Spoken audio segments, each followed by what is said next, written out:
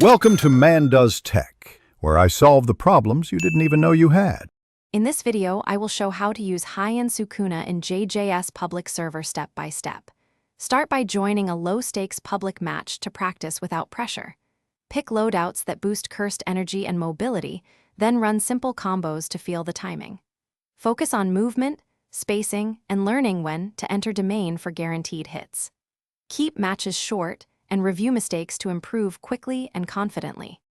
Warm up with basic attacks and movement drills before engaging in public fights. Practice linking light combos into heavy finishers while managing your cursed energy meter.